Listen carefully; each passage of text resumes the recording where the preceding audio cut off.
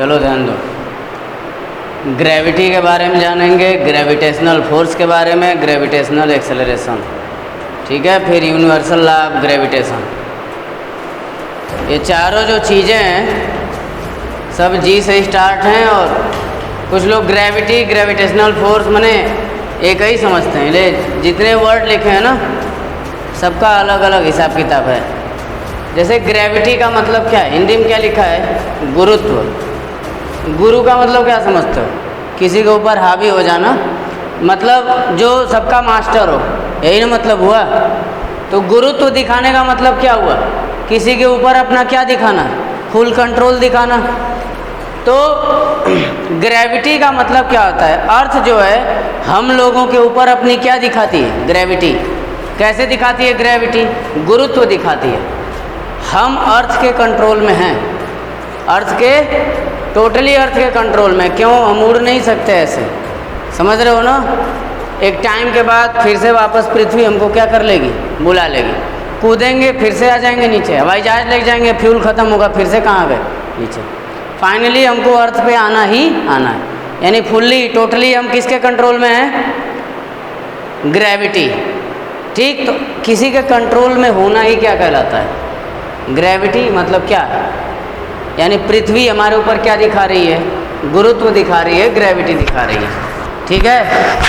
अब ग्रेविटी दिखाने के लिए, कंट्रोल दिखाने के लिए, गुरुत्व दिखाने के लिए पृथ्वी एक फोर्स लगाती है, खींच रही है बार बार। फोर्स आप अट्रैक्शन लगा रही है किसके ऊपर, हम लोगों के ऊपर, चीज़ों के ऊपर। अर्थ जो है क्या लगा रही है, फोर्स।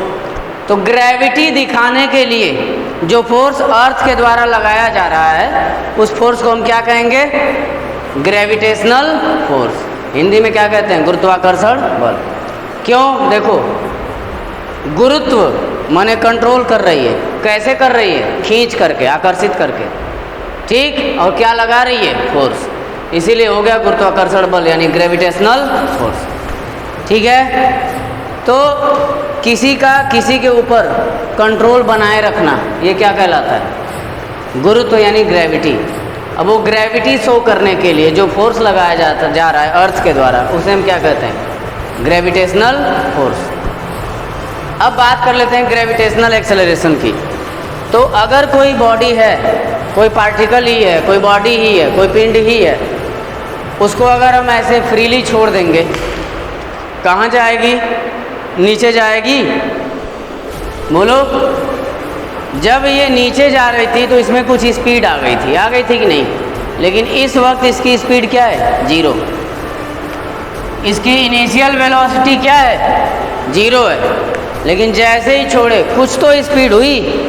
अब जो स्पीड हुई मान लो कितनी हो गई, 5 मीटर पर सेकेंड।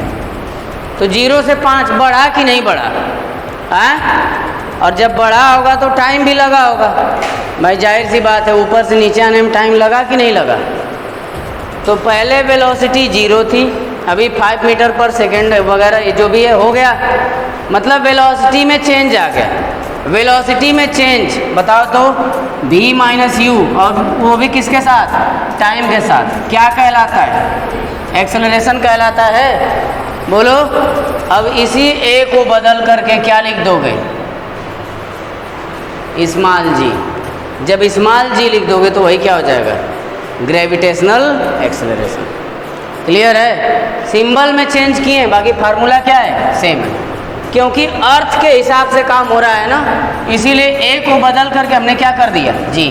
अब ये जो स्मॉल वाला जी है, स्मॉल वाला जी, ये किसको दिखाता है, गुरुत्वीय त्वरण को, यानी ग्रेविटेशनल एक्सेलरेशन।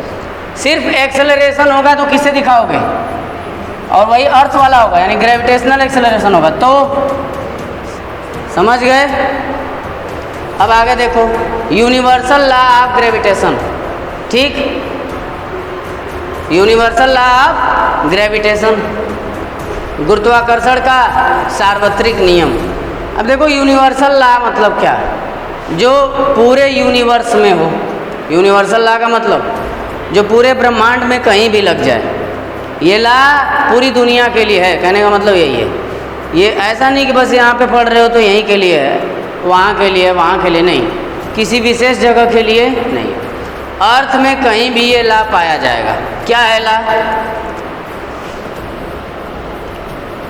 अर्थ जो फोर्स लगा रही है, कौन सा फोर्स लगा रही है? Gravitational force. क्या दिखाने के लिए? ग्रेविटी।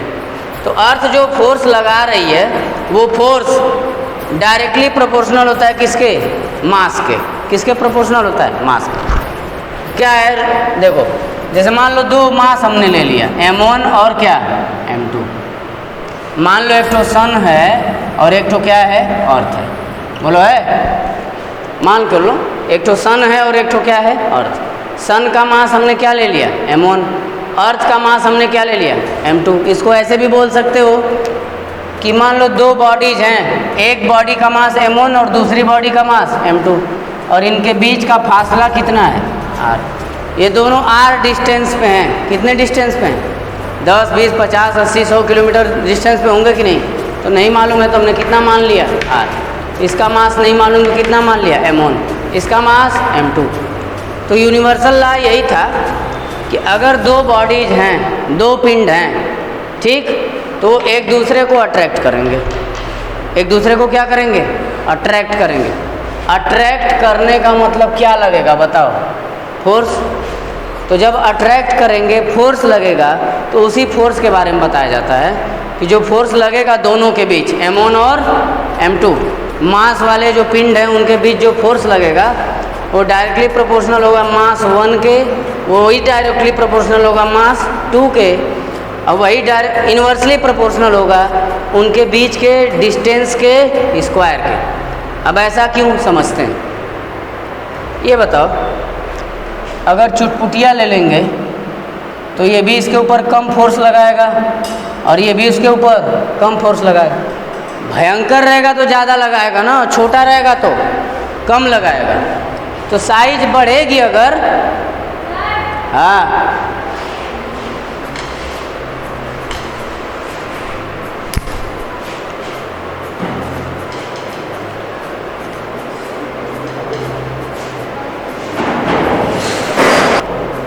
तो हमने क्या बताया अभी?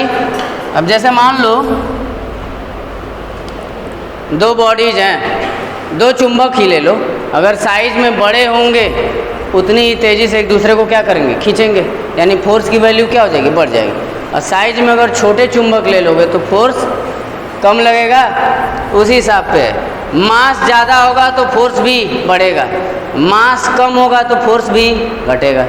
तो डायरेक्टली प्रोपोर्शनल का साइन भी तो तभी लगाते हैं, हाँ, एक बढ़े तो दूसरा भी बढ़ जाए, एक घटे तो दूसरा भी घट जाए। यहाँ भी वही सीन है। अब ये डिस्टेंस का क्या हिसाब किताब है? मान लो दो चुंबक लिए हो,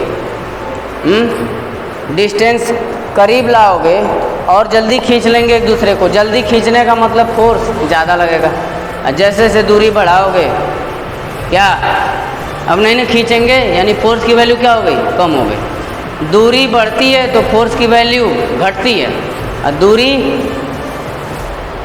घटती है तो फोर्स क्या होता है? बढ़ता है। इसीलिए क्या? Inversely proportional. क्लियर है? अब इन तीनों को मिलाएंगे, m1 m2 ऊपर है तो ऊपर r स्क्वायर कहाँ है? नीचे, तो इसको कहाँ डाल दिए? नीचे। फिर ये प्रोपोर्शनैलिटी का सिंबल हटाएंगे, क्या लगाएंगे? बराबर। और हमने क्या लिखा है यहाँ पे? जब भी ये हटाते हैं तो एक तो क्या लगाते हैं? कांस्टेंट लगाते हैं, हाँ।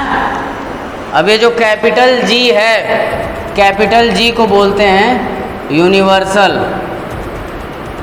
Gravitational constant. यूनिवर्सल माने सार्वत्रिक, ग्रेविटेशनल माने गुरुत्वाकर्षण, कांस्टेंट माने नियतांक। कैपिटल G को क्या कहते हैं? यूनिवर्सल ग्रेविटेशनल कांस्टेंट, माने सार्वत्रिक गुरुत्वाकर्षण नियतांक। ठीक है? इसकी वैल्यू भी होती है 6.67 × 10⁻⁻11, ये वैल्यू होती है। और आगे यूनिट लिख लेना। यूनिट कैसे लिखोगे? देखो, ये फार्मूला आया हमारे पास F का, जो फोर्स लगा था, G m1 m2 अपान में r स्क्वायर। यहाँ से G निकालेंगे हम लोग, r स्क्वायर नीचे इधर जाएगा तो ऊपर बोलो, आर स्क्वायर नीचे है, इधर जाएगा तो एफ में मल्टीप्लाई होगा तो एफ इंटू आर स्क्वायर हो जाएगा कि नहीं। और m1 m2 ऊपर है, इधर आएगा तो नीचे, तो g बराबर क्या हो गया, एफ आर स्क्वायर बटे में m1 m2। ये g का फार्मूला आ गया, वही ग्रेविटेशनल कांस्टेंट का। यूनिट कैसे निकालेंगे कैपिटल G की? फोर्स की यूनिट क्या होती है, न्यूटन चच्चा।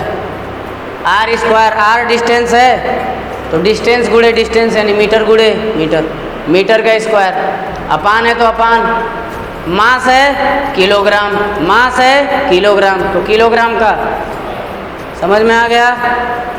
हाँ,